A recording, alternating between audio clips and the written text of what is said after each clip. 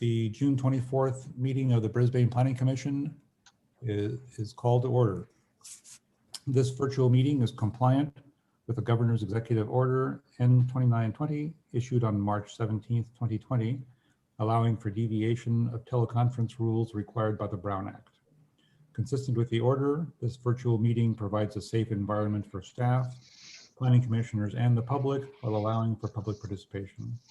The Planning Commission meeting is being broadcast on Comcast Channel 27 and the city's YouTube channel at www.youtube.com/BrisbaneCA. The agenda materials may be viewed online at www.brisbaneca.org/meetings. All written comments submitted in advance of the meeting have already been provided to the Commission. For those who did not provide written comments, a call-in telephone number was provided on the agenda, which can be viewed online at www.brisbaneca.org/meetings. The phone number and instructions will also be provided during the meeting. Participants in the Zoom webinar may make their comments through Zoom. Please note that Zoom participants will only be able to address the Commission verbally. I will announce time limits for public comment during the particular item. Staff, may we call the roll, please? Commissioner Gomez. Here. Commissioner Gooding. Here. Commissioner Patel. Not here. Commissioner Saison. Here. And let the record reflect Commissioners Funka and Commissioners Patel are absent at the moment. Very good. May we have a motion to adopt the agenda, please? I make a motion to adopt the agenda. Pamal, you better second. Oh, I'll second. All in favor? Or Roll call vote. Commissioner Gomez. Aye. Commissioner Gooding. aye. Commissioner Saison. Aye. The motion carries. Are there any members of the public or any commissioners who would like to pull any item from the consent calendar?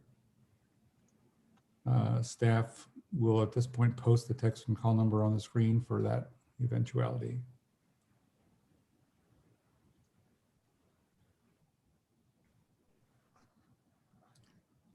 Commissioners, I assume that none of us wish to remove anything.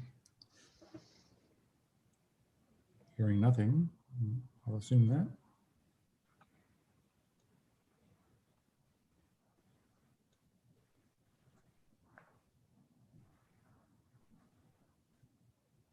And second warning.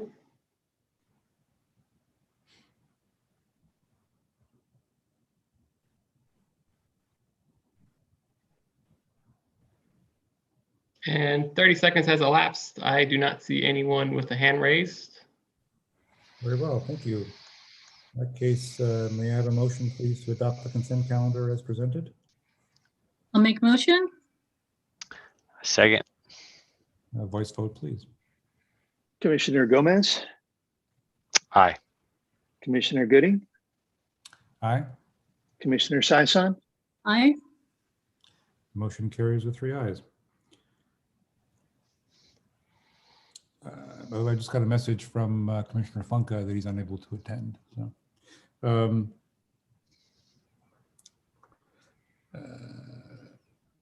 all right. Any oral comments on items not on the agenda may be called in at this time by calling our teleconference number in the next 1 minute or made by participants in the Zoom webinar. Staff will display the call-in number on the screen, and any Zoom meeting participants should raise their hand in Zoom to indicate to staff that they would like to address the Commission on any items not on the agenda.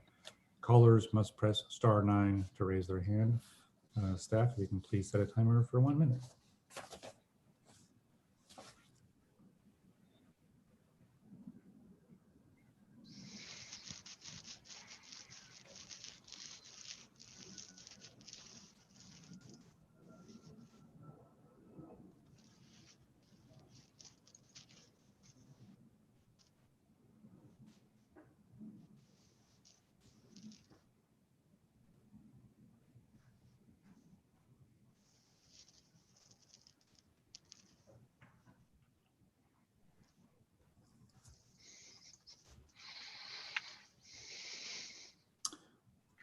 While that is running, we should acknowledge any written items that we have received. Steph, I believe you forwarded one item to us from a city council meeting. Was that a written communication that was directed to the commission for the purpose of this meeting or not? Yes, so that, go ahead, Director. Yes, it was directed to the city council and provided to them, but it was forwarded on to one of the planning commissioners individually, so we decided to provide it to the entire commission. Very good, and that is acknowledged. All right, 60 seconds has elapsed. There is no one wishing to speak. All right, and no additional communications that we didn't get beforehand, correct? That is correct. No callers or Zoom participants wishing to make any oral comments, correct? That's correct. No one has indicated. Great. In that case, I believe that all we have next is the study session, correct? That's correct. Let's do it. Yes, I'm promoting the applicants to panelists now, and I'll just do a quick introduction. The owner of 2000 Sierra Point Parkway and 8000 Marina Boulevard, Healthpeak, is proposing to add 2 new office towers to the approximately 16-acre project site, which is located within the SPCRO Sierra Point Commercial District. Tonight's study session is intended to provide Healthpeak with an opportunity to present conceptual plans to the Planning Commission and interested members of the public. This is not a public hearing, and no planning applications have been filed for development of the property. Don Jenkins of DES Architects and Engineers and Scott Vaughn of Healthpeak are here tonight to share a presentation and answer any questions. Take it away, Don. Sure, I can start. Good evening, everyone. My name is Scott Vaughn. I'm the head of life science at Healthpeak Properties, formerly known as HCP. We changed our name about 2 years ago now. We're excited to be here tonight to start the process of the redevelopment at our towers project. We've owned the project since mid-2019. We purchased it from the Diamond Group. With the success of our adjacent shore development, our team views the towers as a great opportunity to further expand our partnership with the city of Brisbane and continue the area's evolution into a world-class destination for life science companies. The shores brought in 2 of the largest pharmaceutical companies in the world, Johnson & Johnson and Bristol Myers Squibb, to anchor the project, as well as a few other fast-growing biotech companies, all of which will certainly continue to contribute to the economic success of the city of Brisbane. We believe this project is an opportunity to further attract businesses to the area by adding additional life science space offerings in close proximity to our shore project. Furthermore, it's Healthpeak's business model to hold our properties for the long term, typically 30+ year horizons, which we believe aligns Healthpeak and the city's vested interests in becoming a desirable destination for businesses and residents. As you'll see in the presentation that Dawn will go through in a minute, not only does our proposal provide additional life science space, but it also delivers a significant amount of outdoor space and public amenities for tenants and residents alike. This is at the core of Healthpeak's project delivery methodology and has generated continued success, most recently at both our Cove project in South San Francisco and the shore here in Brisbane. With that, I'll turn it over to Don Jenkins with DES Architects to go through the project itself. Thanks, Scott. One moment while I get myself sorted out here. I'm going to make it as big as possible, but I need to leave the thumbnails. It's easier to scroll through the presentation. Well, good evening, Chair Gooding and Commissioners. My name is Dawn Jenkins. I'm with DES, and I lead the design team for the project. It's really great to meet you tonight, and thank you for your time and the opportunity to present the project.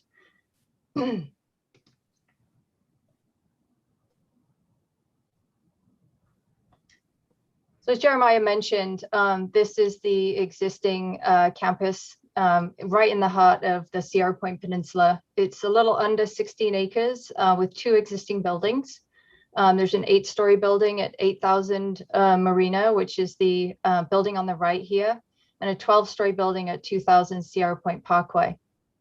And then also a small existing parking garage And then the balance of the site is a surface parking lot.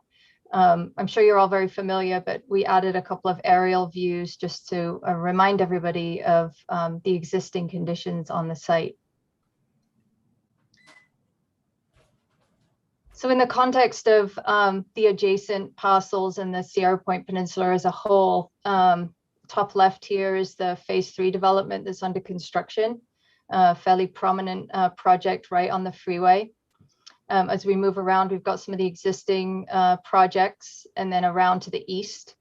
This is the parcel that's owned by UPC with a vision for a hotel development in the Sierra Point design guidelines. We've got the yacht harbor and the marina to the east.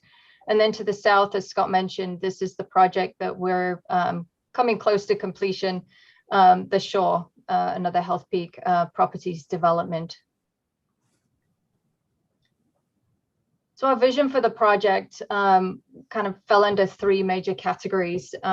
We appreciate the visible presence of this site as you move south on 101.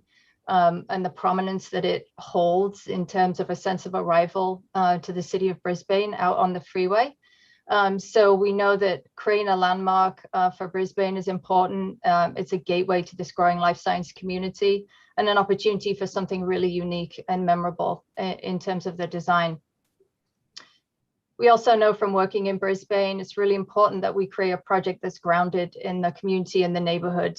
We really want to embrace the context and of the Sierra Point neighborhood, create an open campus with community-focused amenities, and also a campus that celebrates Brisbane, the city of stars.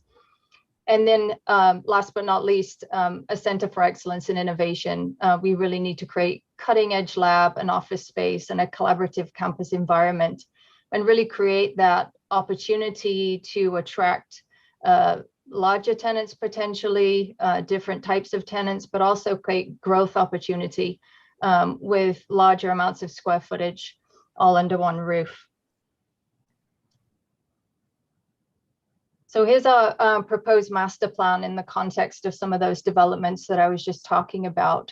So you can see 2 new buildings on the northern portion of the site, and also a larger parking garage to replace the existing smaller parking garage.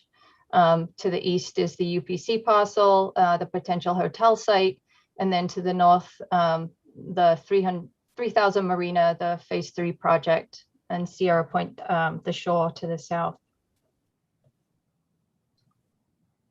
So as I mentioned, we're proposing 2 new buildings, a 9-story and a 14-story building. Building 1 is the 14-story and holds the most prominent position on the site to the north. Building 2 just below it, with a shared service yard in between. And then really trying to think about how the site functions currently in terms of how the lobbies are oriented to the street for the existing buildings, and really creating that same theme of moving around Marina and having this prominent lobbies and outward facing buildings as you move around the site, which gives us a great opportunity to create a central open space that then comes through and really spills out to the corner. The existing conditions are a large surface parking lot at the corner of Sierra Point Parkway. So we're really mindful, given that this is such a prominent intersection, to really create a nice outdoor space, a public space, and have some of our food and fun amenities at this street corner.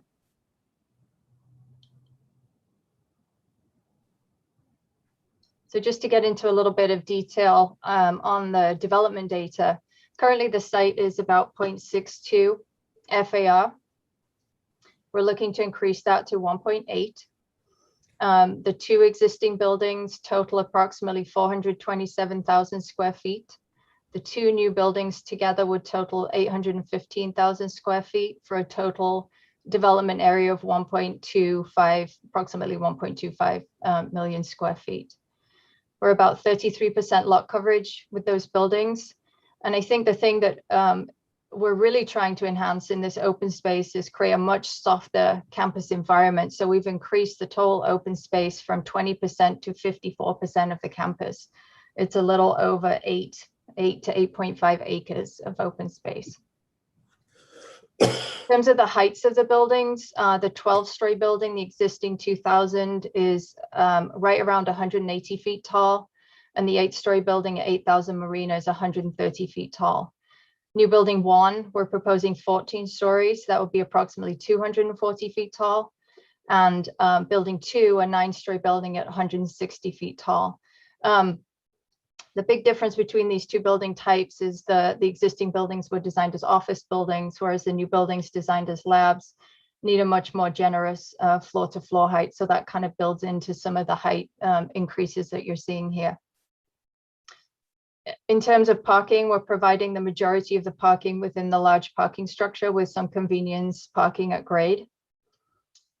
And for a total of about 3,700 cars, which is split between a 2.83 ratio for the new lab buildings and an existing 3.27 for the existing office buildings. So we wanted to talk about height a little bit in the context of the Sierra Point design guidelines. It talks about having the taller buildings in the center of the Sierra Point Peninsula, and then this cascading height as you move out towards the water. So we created this section, in particular, the east-west section, I think illustrates it best. Well, you can see the 3,000 Marina, the 7-story phase 3 building, the new one that's at the northwest corner of Sierra Point, increasing to the height of our building 2 and building 1, and then spilling down again towards the bay. And similarly in the opposite direction. And this starts to give you a sense of the relationship between the new building and the parking structure and the types of spaces that we're creating in between the buildings. Our inspiration for the design, we went through a lot of alternatives, and these are some of the images that we really gravitated to in terms of thinking about rhythm and pattern and fenestration and color for the architecture. So we've got a very strong kind of linear rhythm in the boats in the marina, the dock layout and the geometry of the docks as they sit, also the rhythm of the masts as you look at them in sequence, and then a lot of relationship to kind of curved forms in the waves on the shoreline, the hillside, the trails, the sails, lots of kind of inspiration to be gained there. And then, our money shot and our view to the north is downtown San Francisco. So kind of thinking about skyline when we were looking at the massing of these buildings. And so this was just a few diagrams of kind of the evolution of the design as it is. When we start with a simple volume and start to introduce curves in the facade, and then start to break the mass down vertically. So we're breaking into 2 parts on the northern facade, and then we do that kind of vertical shift to help with scale, but also give a little bit of interest at the skyline and kind of slip the floor plates and kind of this primary grid geometry that we're adding to the facade. And then as you look at some of the renderings, you'll see the building is on a 2-story, a very glassy base, because we wanted to try and give it this sense of lightness and elevation in the facade. And then you can see these horizontal bands. We're moving away from the tradition of identifying each individual floor and trying to break away from that and have this kind of oversized fenestration with the layering of the window wall and the pattern behind. So we've got some rendering views here, and this is an aerial shot looking directly to the north. So we're just kind of over the top of the shore project right now and the bay to the south. So you can see the 12-story tower and the 8-story tower in the foreground, the 2 existing buildings on the site, excuse me. And then the parking structure to the right is a 10-level parking structure. And then you can see the 9 and the 14-story in the distance. And you'll see with a few of these renderings, we have a very vertical oriented geometry on the northern facade. And then as we move to the southern facade, so we can address solar control and sustainability, we start to introduce a much more horizontal language, which then relates back to the very horizontal language that we see in the existing buildings. And this is moving south on the freeway towards Brisbane and the Sierra Point Peninsula. So you can see the very prominent, taller of the two buildings in the center of the shot here. And these gray boxes represent the size and scale of the phase 3 project in the foreground. And then that contrasting kind of very horizontal language as we move north. So we're just kind of up on the bridge portion of 101 North, kind of looking back across with the Hitachi building in the foreground, 2000 Sierra Point Parkway on the right, and then the 9-story with the 14-story layered together. This is just a closer up view of that northern facade. You can kind of see the very glassy base, and you can start to see a colonnade that's introduced at the bottom left here on the image. This is where our lobby starts to present itself. And we've got a very simple gesture of the glass peeling away to start to expose this colonnade. And then we'll have some contrasting materials on the soffit to really enhance and identify the lobby location. This is a closer view of that. So as the glass line is peeling away, the lobbies, the columns of the building structure above start to express themselves. And then to tie into the rhythm of the fins on the upper portion of the building, we've introduced some additional columns to have a very similar rhythm. And then in contrast, this is the southern view of building 2 with 2000 in the foreground more close up. So you can start to see, we can relate in color, in horizontality, and then this colonnade at the base that also starts to appear in places on the existing buildings.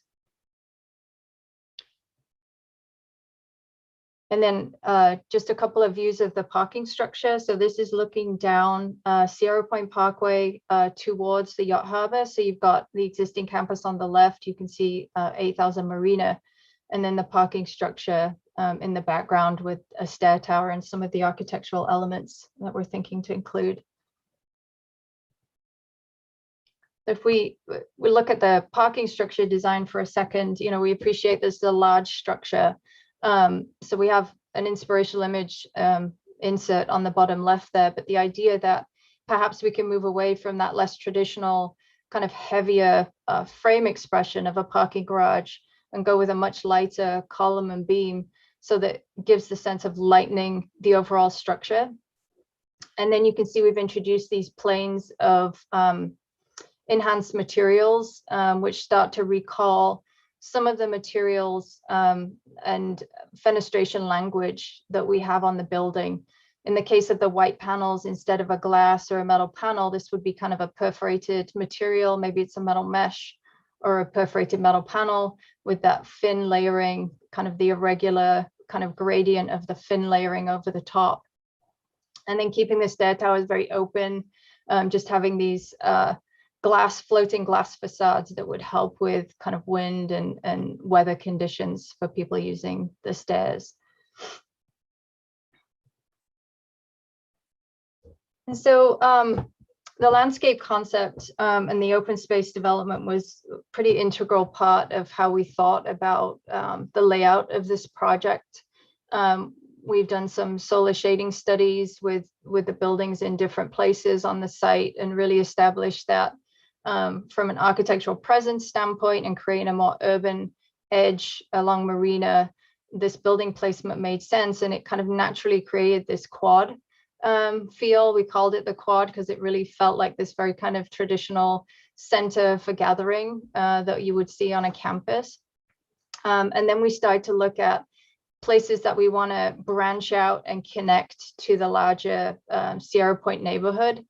And then also start to layer in the activities that we see within the different spaces.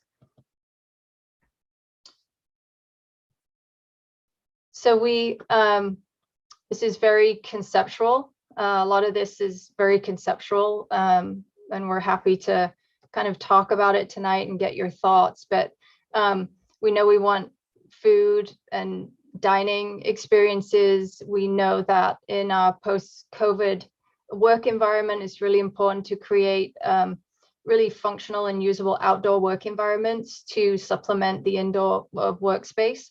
And then also recreational activities, whether it's just casual fun spaces, whether it's games, whether it's kind of food and events, any of those things. And then last on this particular diagram, we've got a commuter hub that we're showing along Sierra Point Parkway.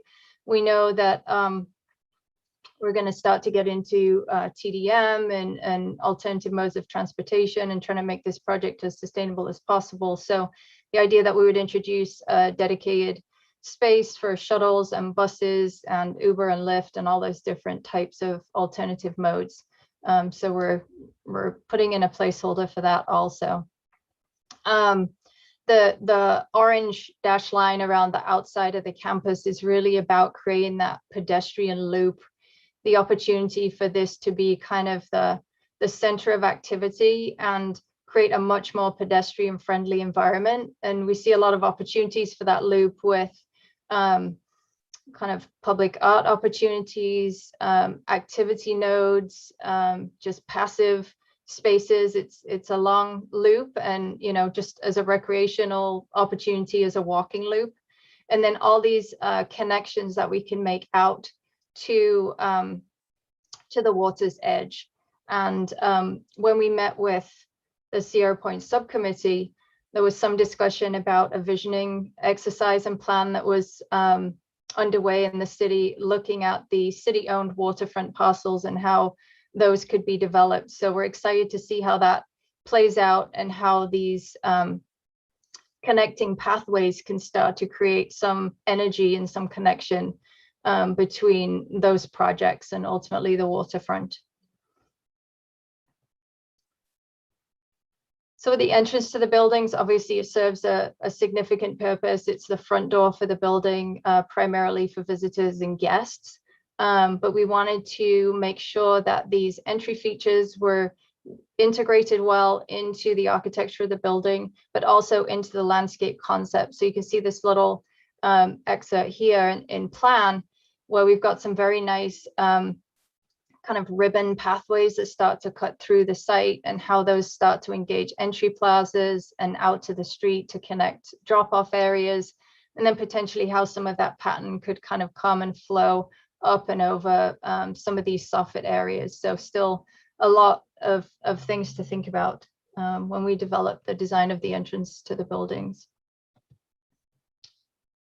And then in terms of work and play, the central quad, it started with very distinct pathways that we started to think about activities and how we might break those down and how we could transition plant materials and landscape materials. At the city council meeting last week or the week before, there was a group that worked on San Bruno Mountain. They were presenting earlier in the meeting, and they were talking about all the different plant materials and how they work to kind of preserve the natural environment on San Bruno Mountain. So I kind of got excited about, how maybe we can start to bring some of that sense of look and feel and kind of native plant material into the landscape as well.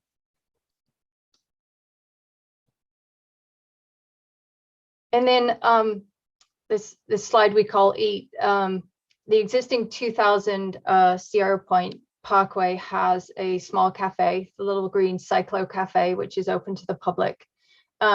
We also know that the food trucks come in right now to this site, and it's a pretty popular amenity to the site. So in this prominent corner of the site, a very public corner of the site, thinking about how we could more intentionally integrate a food truck activity, potentially have some kiosks and some seating and dining opportunities, as well as a lawn for games, potentially for events, maybe some outdoor fitness, and then also kind of tying in the Cyclo Cafe and some outdoor dining associated with that project as well.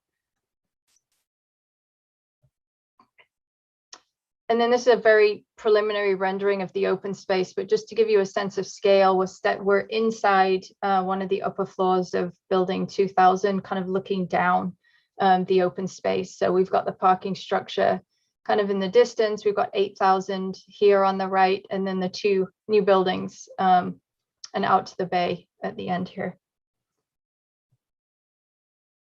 And then, you know, the other thing that we realized when we were looking at Brisbane, its culture and its history and sense of community, this idea of the City of Stars, we got kind of excited about how we could bring some of that idea into the campus. And here's just a few things we're thinking of. You know, there's opportunities for kind of sculptural lights in an arranged series of light poles, and like this image down here, having lights, irregular light pattern in a walking surface, you know, a star field, kind of an overhead star field, and kind of a catenary light idea. So those were just a couple of things we were thinking about in terms of how we could start to really give meaning to this campus, not just for the tenants, but also for the community as well. And so that concludes our presentation. I'm happy to answer any questions that you might have. You know, we're really excited to be working in Brisbane again. The Shore was one of my projects, the same design team kind of coming across the street. And, you know, we've really started to, not started to, but we appreciate the amenity that is the Sierra Point Peninsula, that waterfront location, and how rich these campuses can be. And so, you know, the natural progression across the street and just further enhancing the Sierra Point neighborhood as a whole. So thank you for your time, and I'm happy to answer any questions that you have.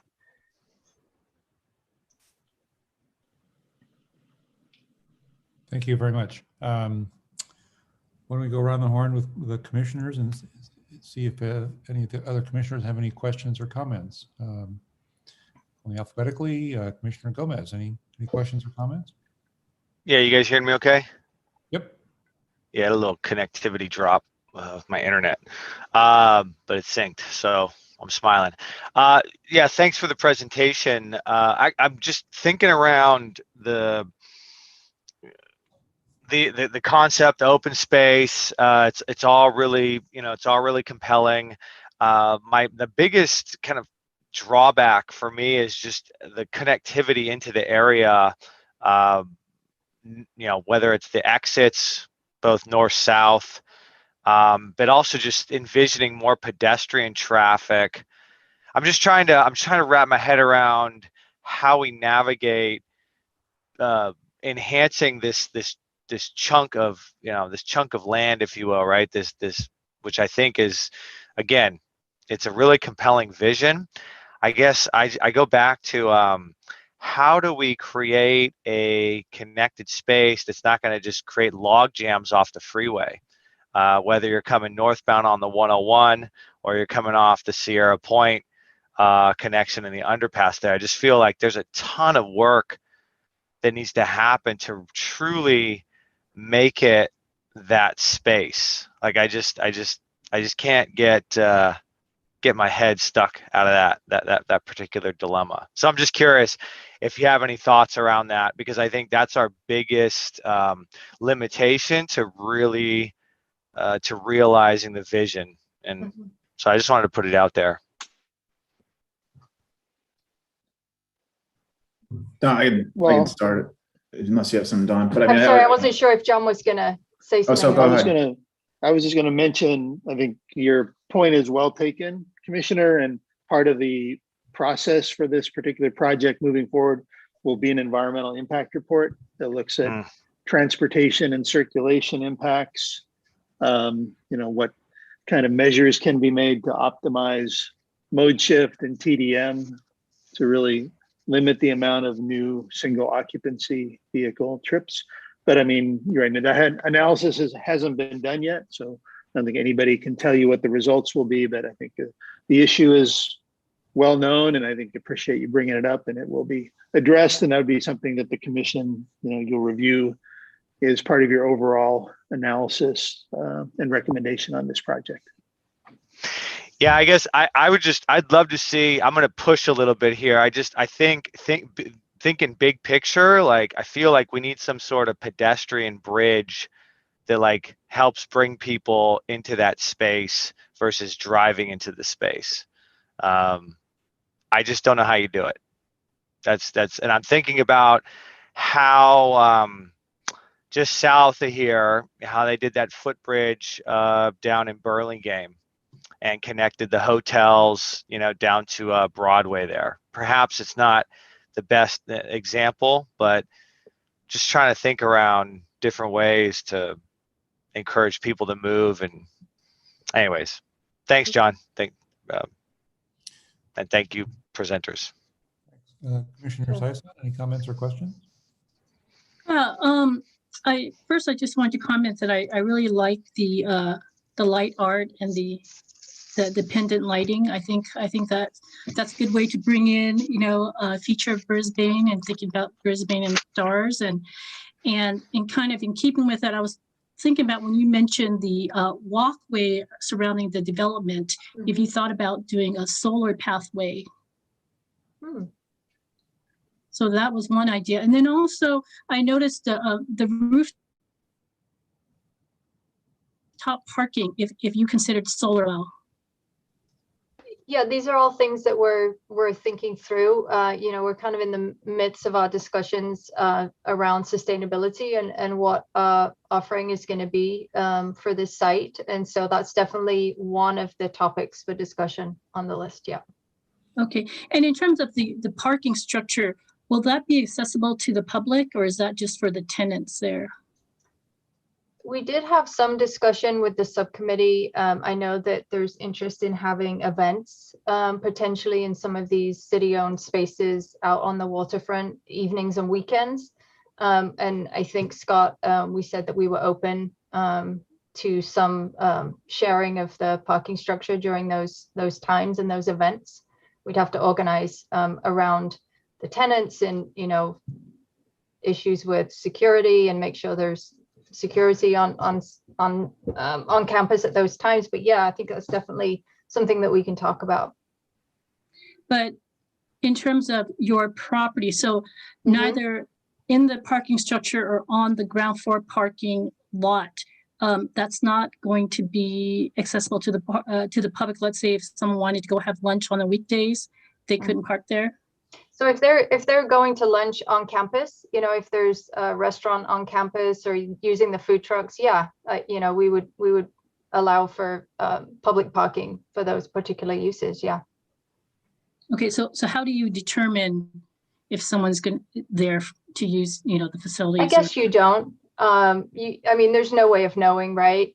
We at the Cove project that we developed in South City, there's a public restaurant and cafe there, and there's spaces which have like a 1 hour time limit, for instance. There's a few spaces like that, so it's people clearly coming and going and utilizing the restaurant, and so that's something that we can just work through. But yeah, we're not asking people to come and offer publicly accessible amenities but saying they can't park. That wouldn't be an option. So it's just a detail that we need to work through, and kind of once we flesh out our amenities program, then obviously we'll start to think about the details of what else we offer in association with those. Yeah, it'll be just the same setup as the shore as well across the street. We have our restaurant there, the Chandlery, which unfortunately we completed construction in March of last year. So it's been sitting there waiting to open, which would be very nice once it is. But the same setup, it's public, it's open to the public. They're free to use the parking, either surface or parking structure, to come and eat and enjoy those amenities. Okay. Thank you. Thank you. Sure. Yeah, I have a few things to say. I don't know if there are comments or observations or ruminations, but first is a question really, which is what would you anticipate being the total number of employees for businesses that you anticipated at this site? And maybe starting with how many employees are currently using the existing buildings, we can probably just triple that, I think. You've caught me on the spot. Let me. Yeah, you're probably in the additional employees. I would say is probably in the 2,000 to 2,500 ish, on an 800,000 square feet. So you're probably a little under 3 per thousand. Is That's it kind of where I typical landed. in lab? Yeah. You're running through the numbers. I mean, basically, you're proposing to triple the amount of office space on these two lots, essentially, from Yeah. 800 and something thousand square feet to 1 point Mm-hmm. whatever million. Yeah. Which is a very large increase. And so I think, coming down the pike as you continue to refine the project, I think one of our issues or concerns will be the impact of that much more both pedestrian and motor vehicle traffic, which leads me to my next comment / observation / rumination, which is the parking garage. It's an enormous footprint, Mm-hmm. really large. It's really large, and it frankly dominates this project, for better or for worse, in my opinion. It seems like if you look at the before and after, you're eliminating a lot of surface parking, which is never really gorgeous or pretty, and in exchange you're getting a fair amount of open space and this enormous parking garage. And that's the con and the pro, or the pro and the con. So that's just one comment I have. So I was looking through the old guidelines, or the long-standing guidelines for the whole Sierra Point area. And when it came to the parking section, it had a bunch of text about, how to landscape it and how to treat it and how to soften the impacts and so on and so forth. And clearly the guidelines envisioned a level of density that could be adequately serviced preponderantly by surface parking. Mm-hmm. Kind of, because they talk a lot about surface parking and very little about any other kind of parking. And this is different. I get why. You're providing open space, you got to put the car someplace. Mm-hmm. I get the notion, but it does create this enormous structure, which is, and here's finally my point, which is on the east side of the project, most closely abutting the shorelands and the marina and the bay. I realize there's a lot or a site between you and the bay, Mm-hmm. which I think the original guidelines envisioned as someday being hotel property, if I read the guidelines right. So here's my issue, or what I will be looking at when you guys start coming back, which is some way to soften the impact of that enormous structure. I don't know what that is, and that's you folks that are the experts of that, but it's big and it's just massive. And any way to soften the impact of it, whether it's landscaping, whether it's color schemes, whether it's wall treatments, fenestration styles, I don't know.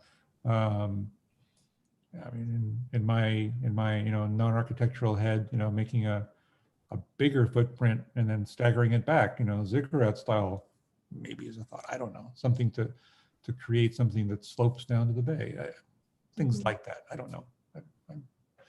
I'm talking through my head here, but anything that would not make it an enormous big block of structure would be nice. I wanted to comment here if I can read my notes.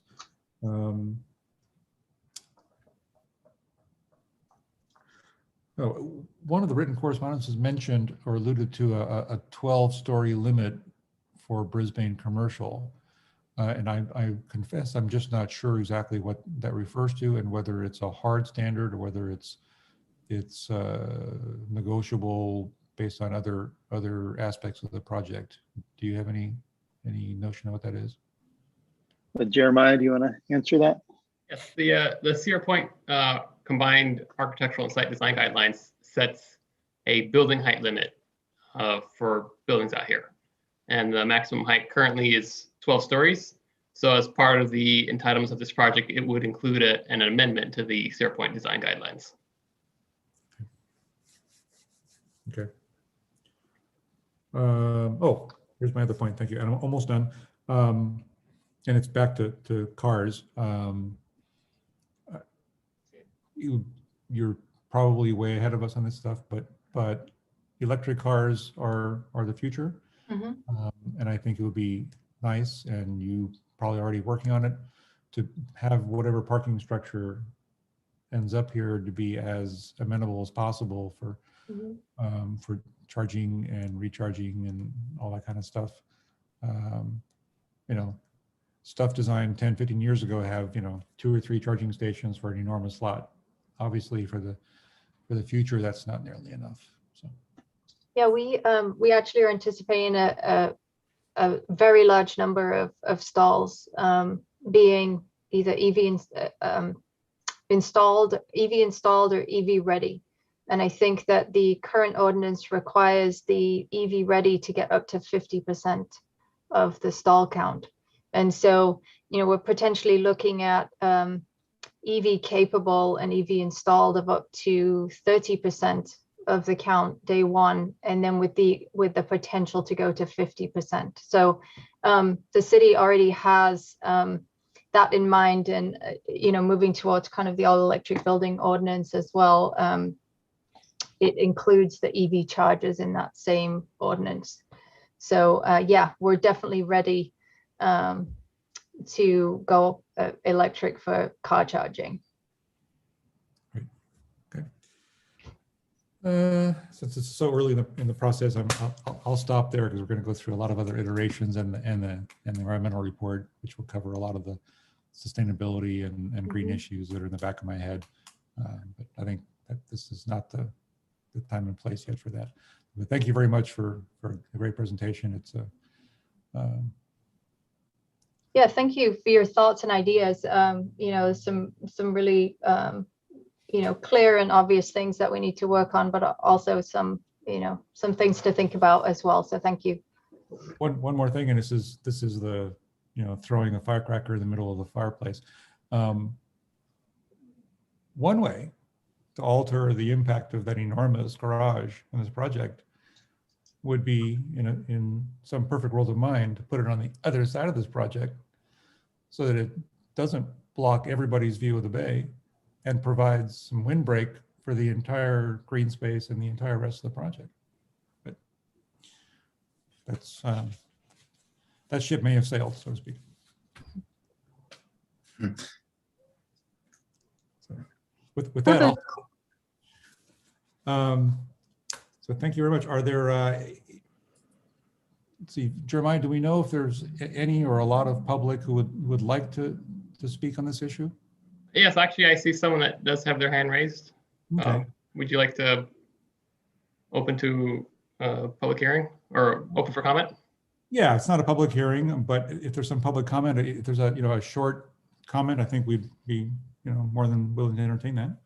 Commissioner Gooding, I just have one additional question first. Yeah. Has the applicant thought about like a shuttle program to accommodate some of the tenants and maybe reduce the need for all that parking, the parking structure?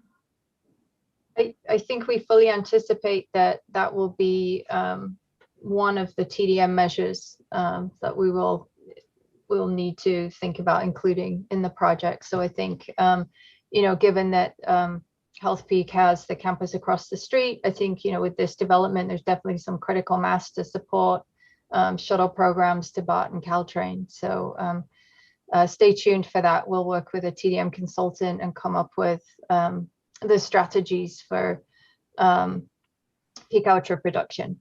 It's quite possible that that's one of the strategies. Okay, thank you. All right, James, would you please state your name for the record? Sure. James Gomez. Good evening, commissioners. My name is James Gomez. I'm here representing the San Mateo Building and Construction Trade Council. The San Mateo Building and Construction Trade Council is comprised of 25 construction unions, 16,000 highly skilled men and women here in San Mateo County, many of which live in the city of Brisbane. This looks like a fine development, and I was just here to ask the developer if they're willing to commit to a community workforce agreement and offer some community benefits to the construction workers in the county. Community workforce agreements require developers to hire local contractors, local workers, apprentices, returning veterans through a helmets to hard hat program. This is a perfect project for a community benefit through a community workforce agreement. It follows the work and family platform. The work and family platform is earn a decent wage. And even though our union members earn a decent wage, half of it is spent on rents and mortgages, healthcare, not only for them, but also for the workers. Retirement, most of the retirement dollars are invested in the safe investment like municipal bonds, and they come back to our municipalities in our infrastructure projects. And then finally, skilled and trained workforce. Obviously, a project like this is going to require skilled and trained workforce. Our apprenticeship programs spend about $1 billion a year throughout the United States between the construction workers and the firefighters to ensure that we have skilled and trained workers to build the projects right the first time, and on budget. Our education system is one of the largest privately funded education systems in these United States. And we look forward to hearing from the developer. I'm available at any time to discuss a community workforce agreement or a letter of intent to utilize the highly skilled men and women in San Mateo County. Thank you and for allowing me to speak tonight. Okay, thank you very much. Any other public comment, Jeremiah? No one else has their hands raised. Okay. Great, thank you very much. I think that concludes the study session then. Thank you, Don and others. Yeah, thank you. Thanks again. Really appreciate your time. We look forward to hearing more about this one. Thank you. Absolutely. Thank you, everyone. All righty. Staff, are there any items initiated by staff? Just a couple of quick items. One, in reference to the study session, the council at their meeting last week did approve basically a reimbursement agreement. Again, for these kind of applications, the applicant is responsible for all the processing costs, consultants, et cetera, services required to process the application. So the council their last meeting did approve the structure of that agreement. So this project will move forward if they choose to make a submission, and we'll go ahead and hire the necessary consultants and start those services when they have a complete application. And the other item that did come up at the council last week, there was some discussion of the Baylands, kind of where they are with the preliminary specific plan. Council, due to the lateness of the hour, they didn't make it through the entire, although that item didn't take that long. They started it late, so they did continue it. So if anybody's interested, I could answer any questions you might have about that, or you could just watch the video. I think it probably started about 10:20 or so in the meeting before they actually got started on it. So I think those are the only items. Jeremiah, am I missing anything? I don't think there's anything else. I had one quick question, John. I'm guessing from your non-comment that the answer is probably no, but any further rumblings toward the issue of the public or the returning to face-to-face meetings? No change from the idea of hybrid meetings, and we're still looking at that. And I suspect we may not do it in our July meeting, but looking at hybrid meetings in August and then into the fall. But that's, that is always subject to change with the governor's orders may change things, but yeah, that's our current path forward. And is it? I believe the council actually is going to have a presentation next week, or not in next week, in the July 15th meeting, which is their next meeting, about what a hybrid meeting looks like. So okay, it could be of interest to the commission. Okay, great, thanks. That's helpful. Commissioners, any items initiated by the commission? Going once, going twice? Hearing nothing. John, when is our next meeting? Next meeting will be July 22nd. The July 8th meeting would be canceled. Very good. All right. In that case, I think we can declare this meeting adjourned. Thank you. Thank you all. And have a Thank you, good- everybody. Hey, Take good care. night. Good night. All right.